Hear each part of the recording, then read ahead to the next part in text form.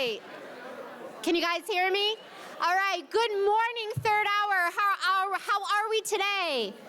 All right. I'm loving the energy. All right. We have an awesome performance for you today. We have 3 faculty speakers. Maybe you know them. Maybe they're your teachers up here. So it's an exciting hour. But before we get started, let's go ahead and give a big shout out to our chess team because they are going to state this weekend. Woo! All right, so let's wish them well. A couple thank yous. First, I'd like to say thank you to all of you for being an awesome audience. A shout out to my third period class. Hello, Compertus third hour. Oh, there we are. Okay, and a couple other thank yous. Thank you to Tech Crew. We could not do this without you, so thank you. And a shout out to Lulu. She's been so helpful. Also, I'd like to thank the boosters. So thank you so much for your support. Thank you.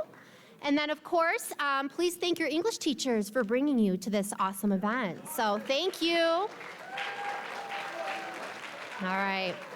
Well, we're going to get started here. So first, we're going to start with the fabulous Mr. Grant Dawson. So let's give him a warm welcome.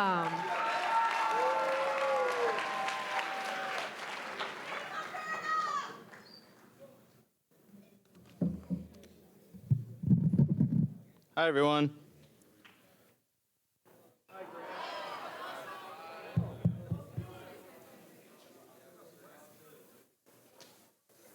So good to see you today. Before I start, shout out to my third hour AP Lang class all the way in the back.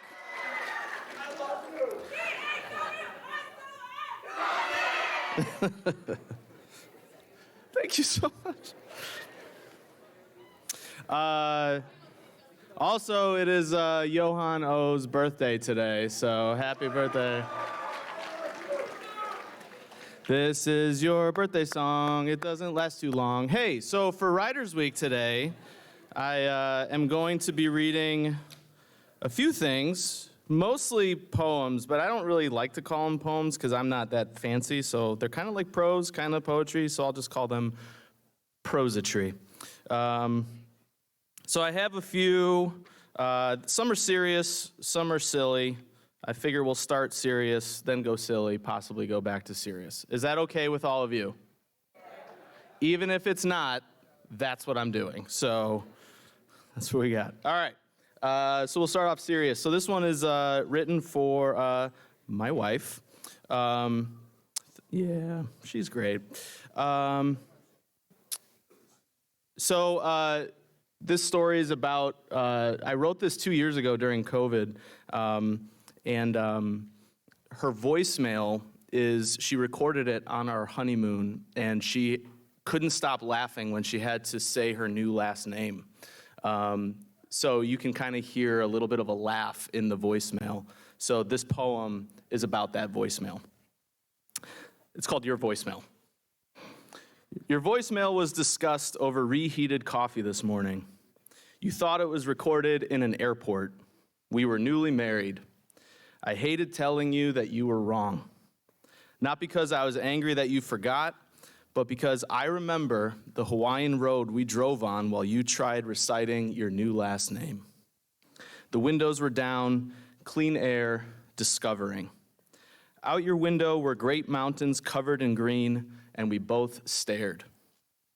5 years later, when I call you and you don't pick up, and I need to leave you a message, perhaps telling you I'm on my way home, or asking if there's anything you need, I'm transported back when I hear the hum of wind blowing through your hair, your voice almost breaking into laughter while you try to maintain composure, and I imagine the sun warming our legs.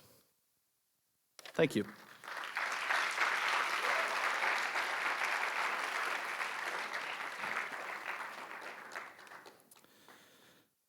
This is also another poem about marriage. Not so many sunshine and rainbows sometimes. There's a great, how many of you know the movie Good Will Hunting? Anybody know that movie? There's a great line in the movie where Robin Williams says, that's what love and marriage is all about, is those little intricacies that only I know about.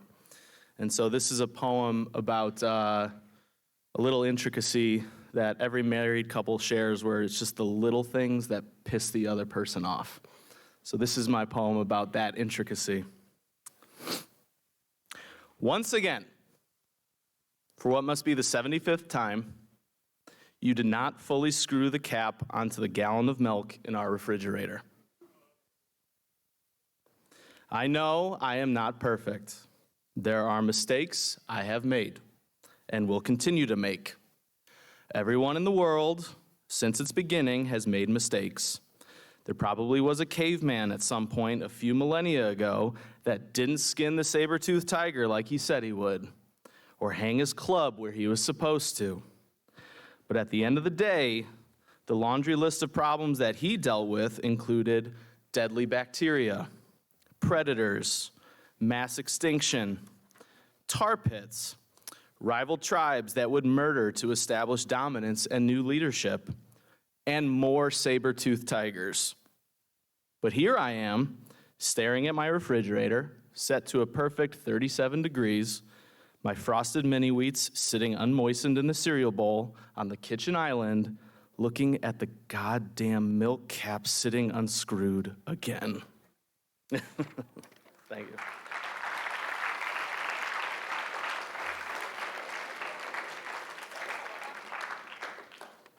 Sorry, I had to swear. My thing is I leave my socks everywhere. That's just my thing. I don't know. That's my thing that ticks her off.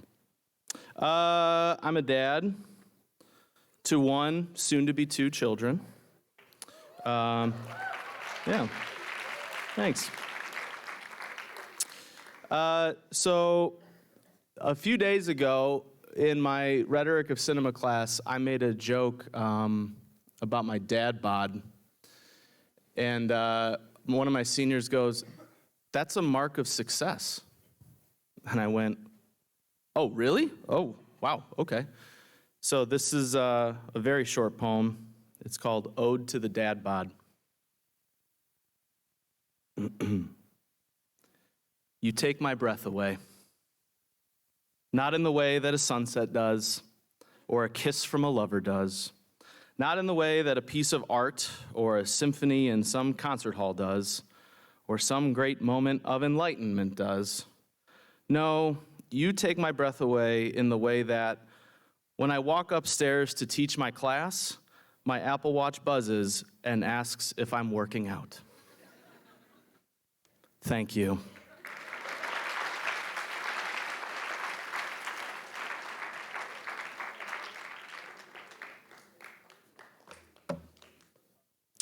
All right. So we'll go ahead and do this. So this is my current child, right over here. Let's take a look at him. Look at that guy. His name is Max. We have matching hats. Isn't that adorable? I swore I wasn't going to be that dad, but there I am. You may not know this. I've shared this poem before, but I just really like it.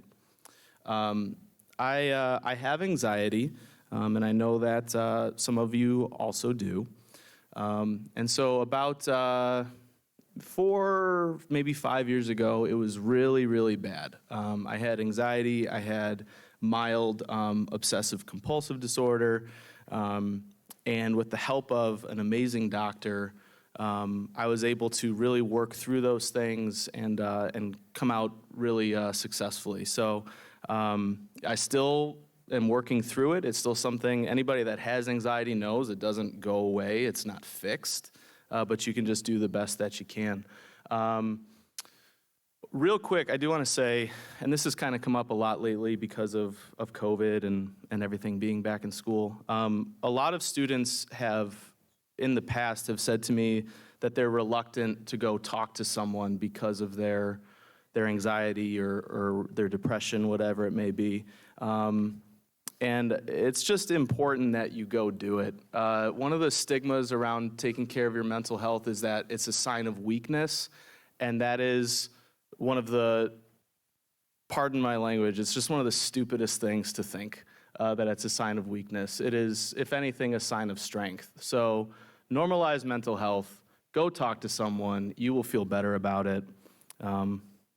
So thank you. Yeah.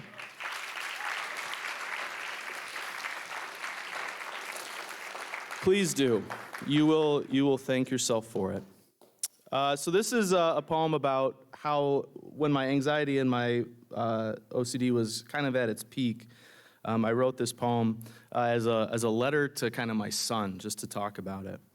So yeah. Before you, Max, Daddy was a little particular. He made sure lights were off a lot. It's dark, the light's off. It's dark, the light's off. And he made sure the back door was closed. Turn the handle. 1, 2, 3, 4, 5. 1, 2, 3, 4, 5. He made sure that the front door was closed. Shoulder, push. 1, 2, 3, 4, 5. He also checked that the garage door was closed. That door is closed, and that door is closed, and that door is closed, and that door is closed, and that door is closed, and that door is closed, so that he could sleep at night. Your alarm is set. Your alarm is set. Your alarm is set. 5:20 a.m. 5:20 a.m. 5:20 a.m. 5:20 a.m. Sometimes on his way to work, Daddy would drive more than a mile away from home, only to drive a mile on his way back and see that, yes, the garage door is closed, the garage door is closed, you see a white garage door, the garage door is closed, the garage door is closed. It sometimes made Daddy upset that even when he was most confident in himself, he couldn't help but 1, 2, 3, 4, 5, shoulder push, 1, 2, 3, 4, 5, 5:20 a.m. When Daddy talked to people, he said sorry a lot when he didn't need to, but he did it anyway because it made him feel better. Sorry to bother you, Daddy would say. Sorry about that, Daddy would say. Sorry, but thanks. Sorry for bothering you. But when you arrived, Max, Daddy started to realize some things.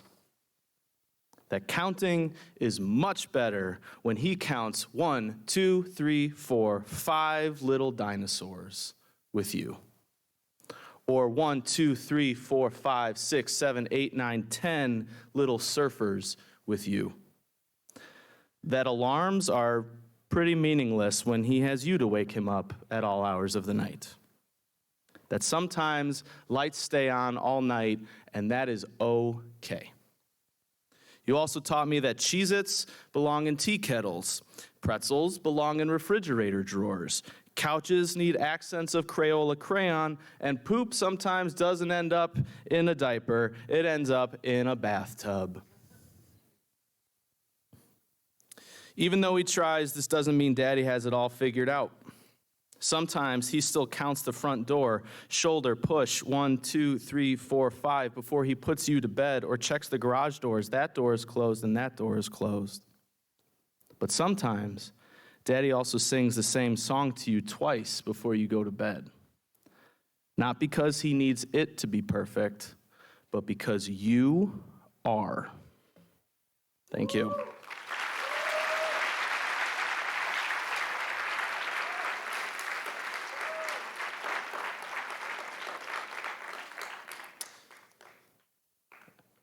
Is it okay if I do one more, or I think, is that 12? Are you okay if I do one? Okay. This will be I'll read this one quickly. This is another one that I read a few years ago. My wife asked me if I wanted to go to dinner with my in-laws. I said no. I decided to stay home and watch a scary movie. Where are my scary movie fans in here? Yeah. So I'm watching this movie alone in my house. I love scary movies, but for some reason, this movie just scared the hell out of me. And so I got increasingly scared. And so this poem is literally all the thoughts that I thought to myself, trying to talk myself down as a grown man, scared in my own house. So this movie is called After Watching a Horror Movie When Your Wife Has Gone to Dinner with Her Family.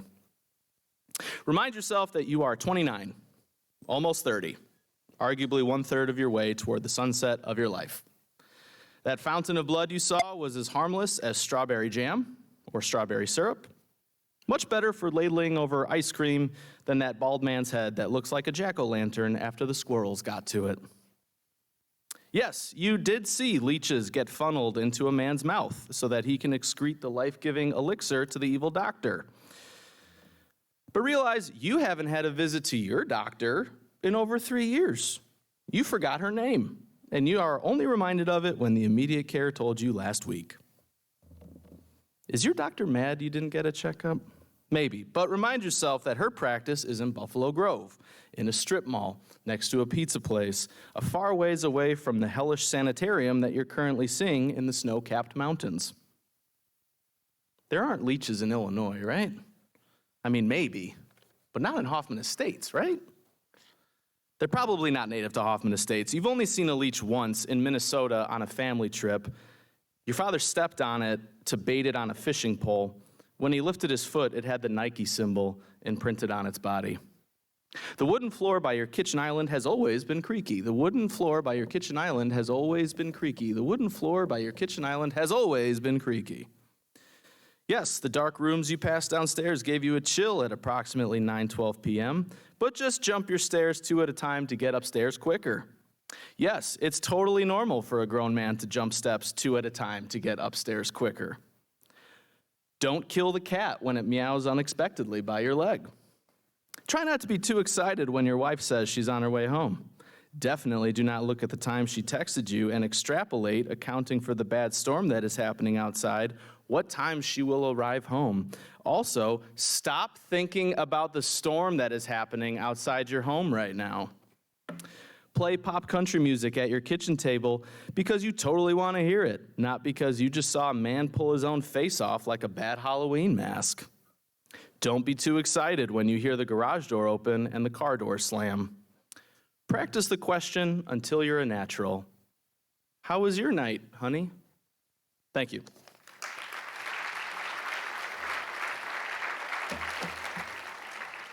All right, next up is a very good friend of mine, Mr. Jeremy Harridges.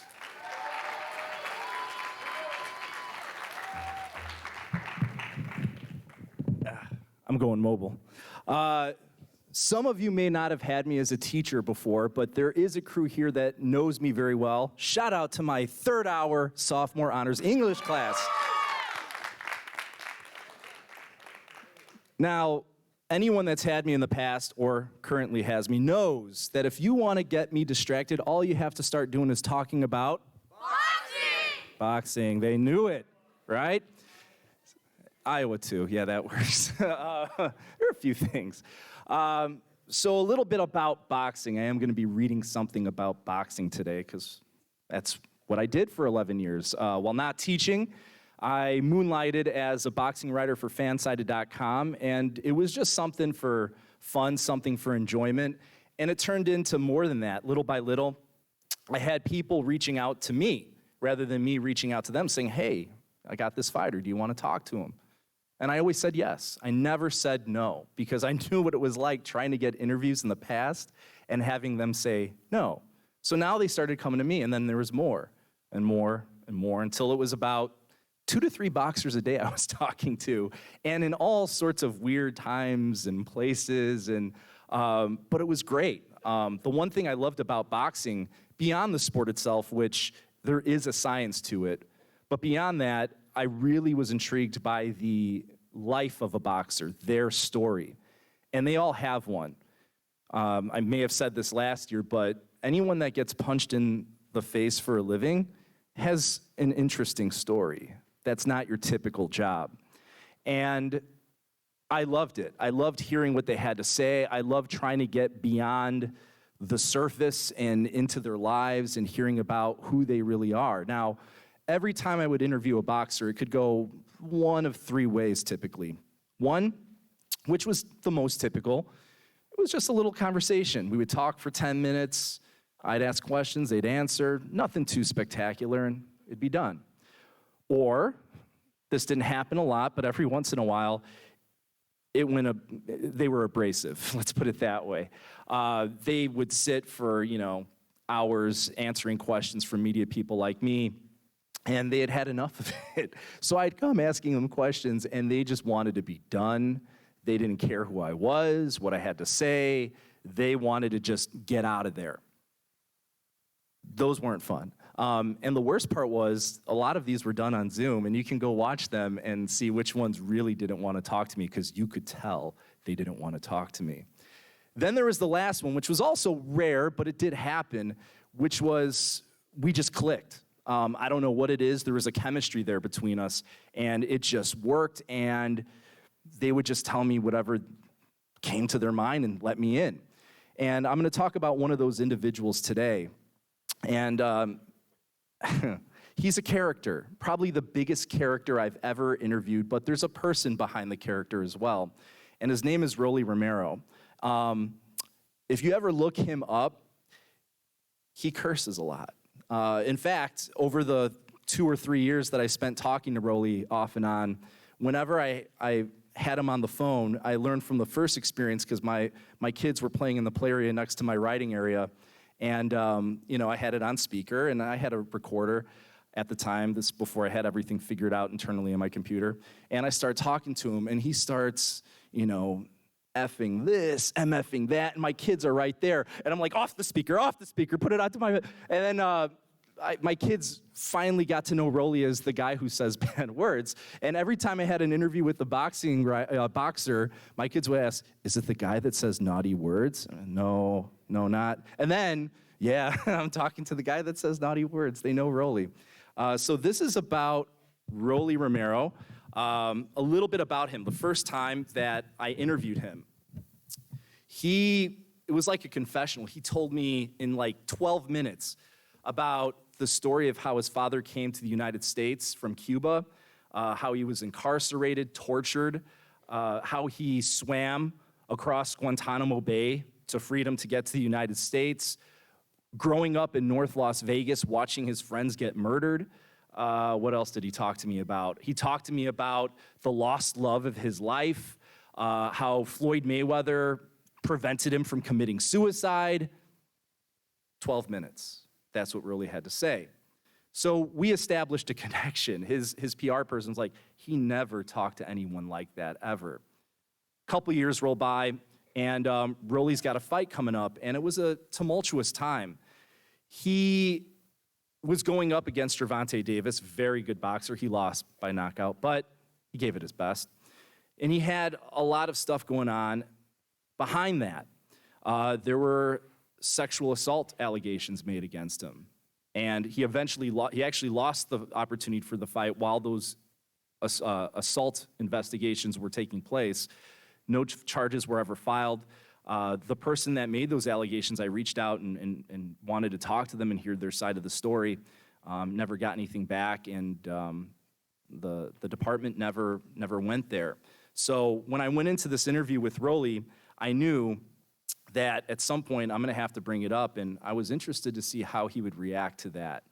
Was it going to be volatile? Was he going to hang up? So I saved that for my last question, and here was my talk with Rolly Romero. Titled, Rolly Romero Talks Childhood Bullying and Sexual Assault Allegations. Every boxing fan feels some way about Rolly Romero. His sensationally bombastic rhetoric makes fans and enemies, but maybe there's more to Romero than his television and social media persona. It's easy to judge someone based on a selection of video clips. Romero is known for his raw speech and in-your-face trash talking, but he's also shown a different side of his personality. The 26-year-old Romero first talked to Fansided in August 2020.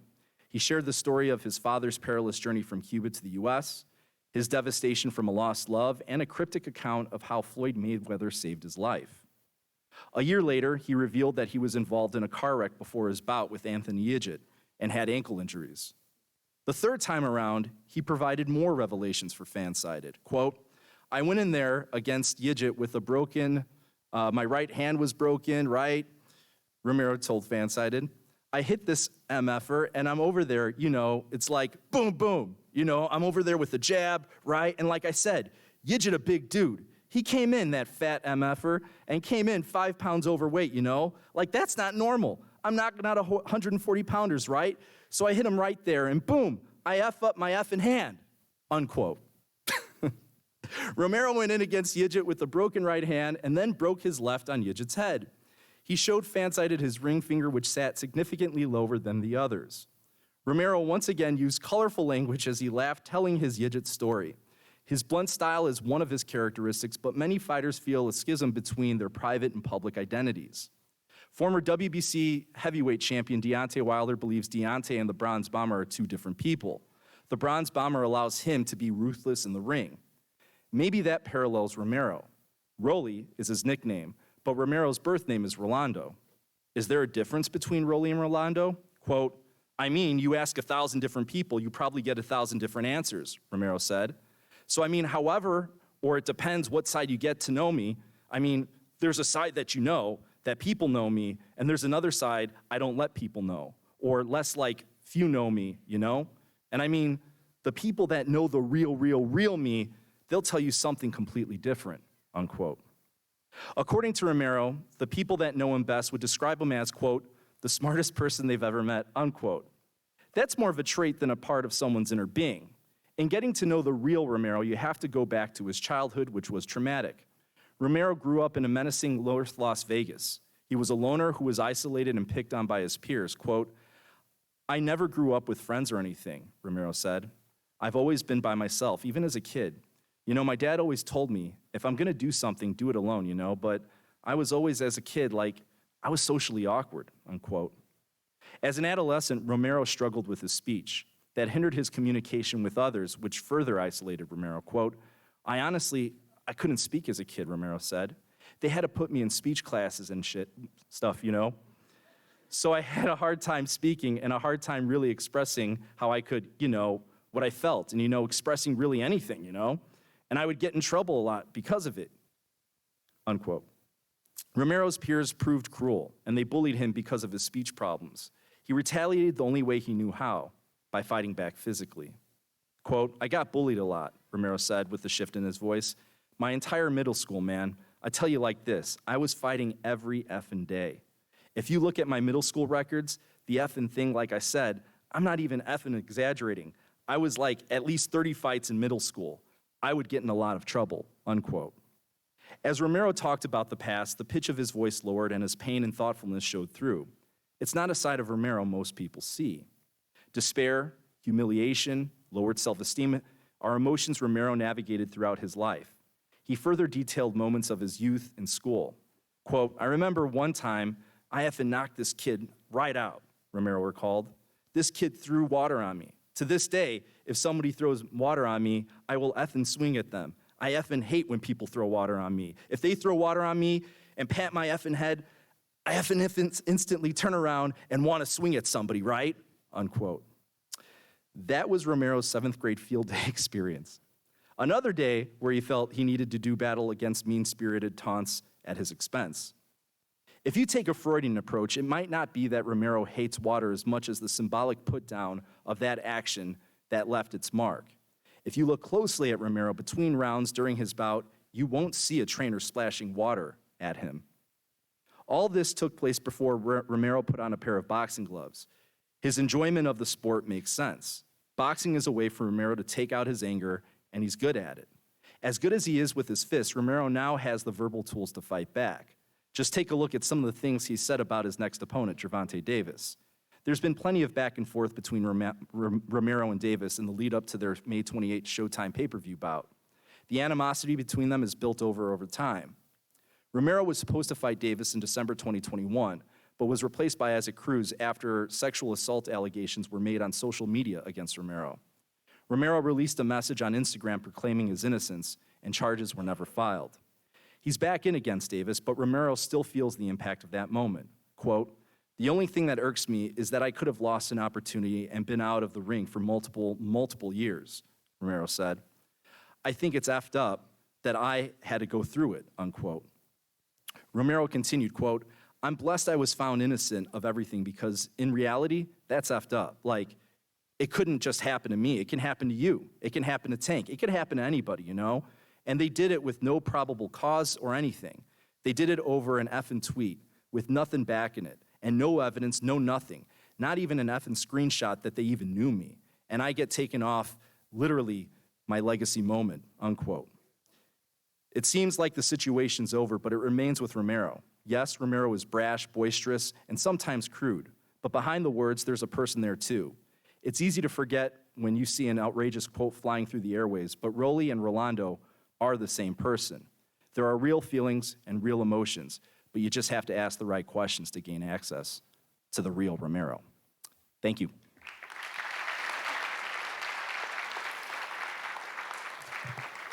And next up, we have Frau Soto.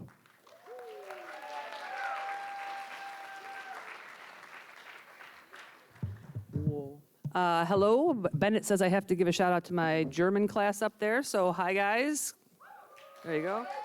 All right. I swear I did not talk to Mr. Dawson before writing this, but this is called Surviving Me. I'm a survivor. If there's a survivor category in the Guinness Book of World Records, I should be first on the list.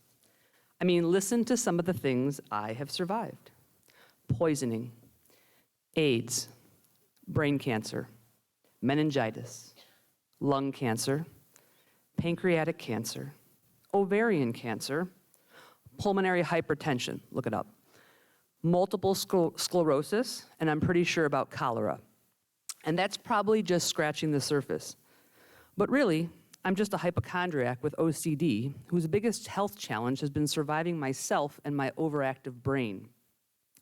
I'd love to give you some insights as to how this all started, but the truth is, I don't know. Past therapists have been certain it was because of my biological father's lack of love. But that didn't really make a whole lot of sense because I didn't love him either.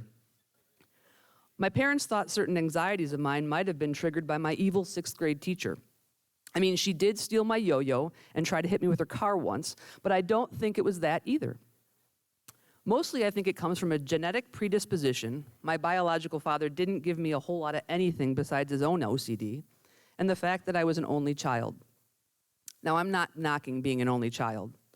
Aside from occasionally wishing I had a sibling to play with or to blame things on as a kid, blaming the cat for leaving the lights on in the house doesn't really fly, being an only child has its perks.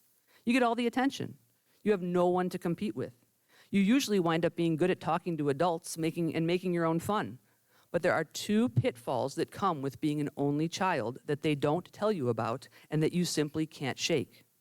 You can't ever disappoint your parents, and you can never die. The first part I could control to a large degree. I became the world's largest perfectionist and pleaser who never did anything wrong. I literally never got in trouble or got grounded. I had a great relationship with my mom and wonderful stepdad.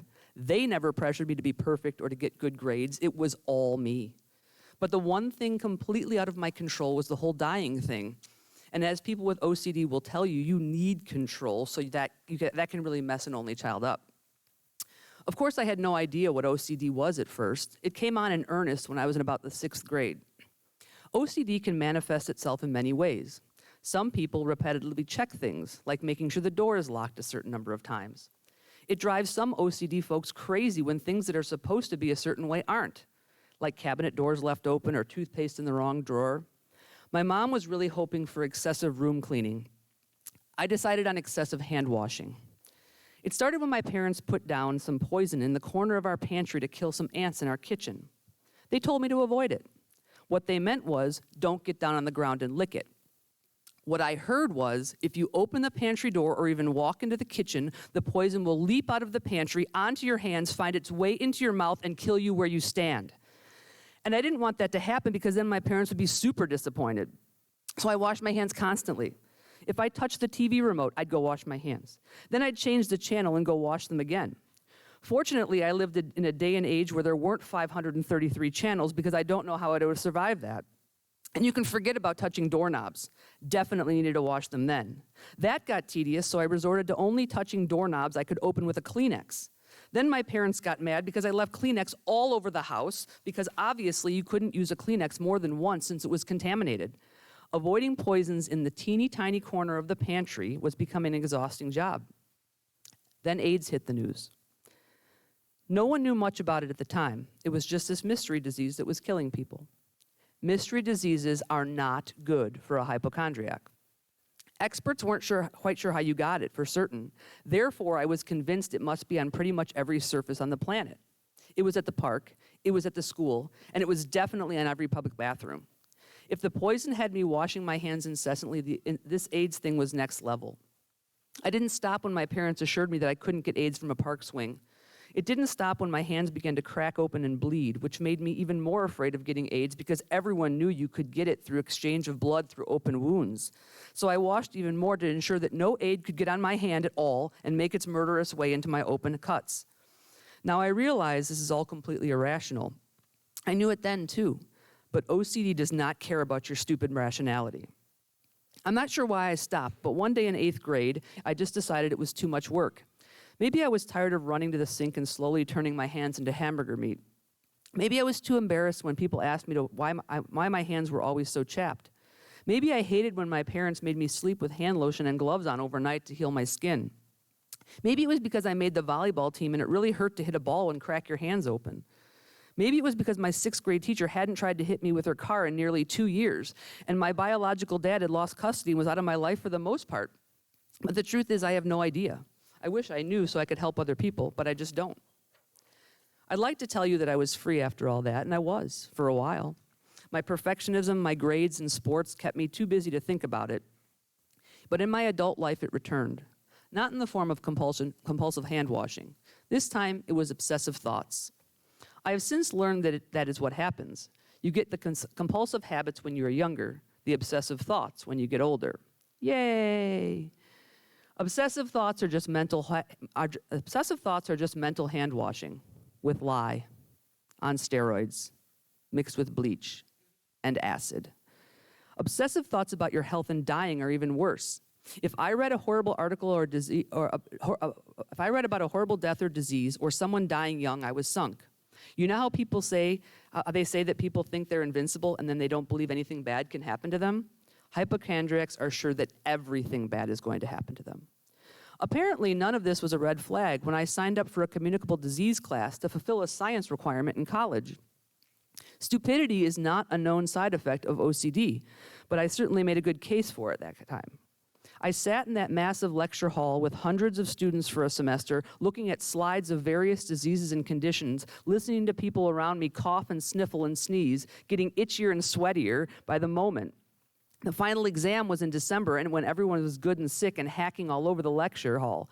It was the longest 90 minutes of my life as I answered questions about typhoid while positively convinced that at least 7 people around in my vicinity had it. But classes about diseases can't hold a candle to the single worst invention ever for a hypochondriac, WebMD. I'm grateful WebMD wasn't really a thing in college because it may have broken me. On WebMD, everything, and I mean everything, can be a symptom of something that can kill you. Got a hangnail? Could just be a hangnail. Could also be the start of leprosy. And for hypochondriacs, it's always leprosy. And you know you shouldn't go there. You know you're better off answering that email you got from the Nigerian prince, giving him your full social security number, than you are clicking open WebMD, but you do it. You can't help it. And then the results make you dive down the internet rabbit hole until you're shaking in a corner, convinced that you are the first person in over 40 years who has smallpox. On the plus side, hypochondriacs are excellent at using search engines. Nobody can nail down the perfect search term that will yield the most plentiful results quite like a hypochondriac. When I got engaged, I knew I had to do something about the obsessive thoughts. I figured if I was this whacked out about my own health, I would be 1,000 times worse with my future offspring. I didn't want them turning out like me, and I didn't want to ruin their lives by being so petrified of something bad happening to them that they kept them from doing anything. So I went back to the shrink I had seen as a kid and told him my fears. I told him that I'd prefer not to take any anxiety medications. I just wanted to figure out why I was like this and fix it. I also told them I hadn't talked to my father in years, so he clearly wasn't the cause, and I didn't want to hear about how this was all rooted in my childhood issues with my father and blah, blah, blah. He referred me to another woman in his practice. I sat down with her for a session where she made me hold these little buzzy sensors and close my eyes. She turned down the lights, put on soothing music, and then she said, "So tell me about your father." I realized I was going to have to either figure this out on my own or be really good at hiding it if I had kids. When you have kids, everything changes. You're always terrified that something bad will happen to them. It doesn't matter if you have OCD or you're a hypochondriac. So I guess that made things a little better, sort of, maybe. Okay, it did not. When babies are born, they do a simple blood test for very, very serious diseases. They messed up the blood draw with my daughter and called me to have her come back. Therefore, I naturally assumed something was wrong and that they were retesting her for confirmation of something terrible. Back to WebMD. I scanned the types of diseases that were tested for and settled on one of the most terrifying, of course. This had to be it. Greasy hair was the first symptom listed, and Danny's hair was definitely greasy. In my research, I learned that one of the other effects of this disease is the inability to break down salt well, so people with it have excessively salty sweat and skin. So, I did what any sane and rational person would do. I licked my baby. That may have been a turning point for me.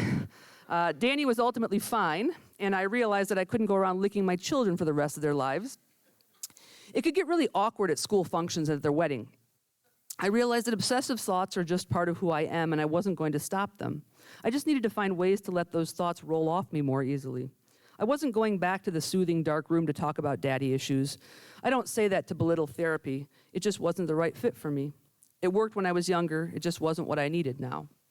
When it comes to mental health, you need to work on finding the right fit and accept the fact that it might take several tries or several combinations of efforts and approaches.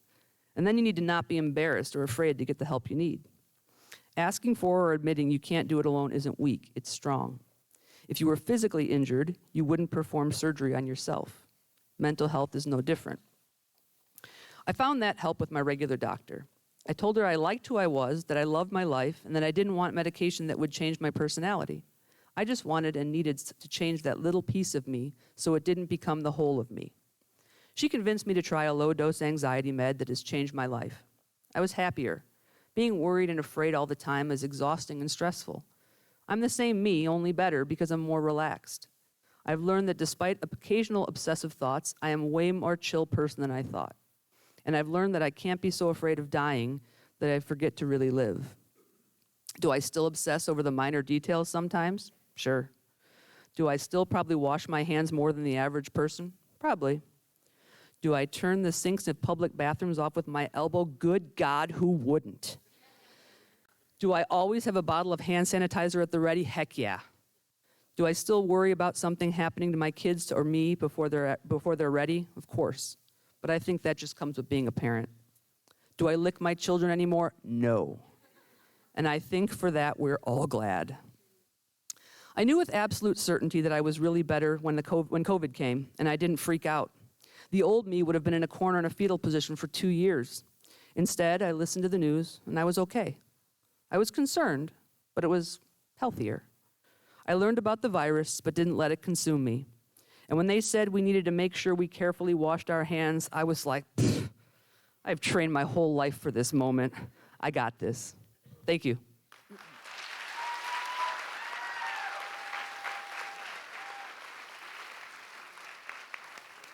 All right, let's hear it one more time for our three wonderful presenters. All right, we do have a few minutes for some questions. So does anyone have questions? Okay, what do we have? Okay, so the question is, Mr. Dawson, what scary movie were you watching? I forgot to mention that, sorry. So the movie is called A Cure for Wellness. Has anybody heard of that movie? Okay, it is super creepy, but yeah. A Cure for Wellness. Don't watch it alone. All right, anybody else? Okay, in the red? Okay, it's Javante Davis or Ryan Garcia. Which one? If the fight happens, it's in doubt right now. Davis. Okay. All right. Anybody else? Question over here. All teachers? Okay, each teacher, what is your favorite book? Should we start over here? We'll give you some think time. It used to be East of Eden by John Steinbeck. Now it's slowly becoming The Things They Carried by Tim O'Brien.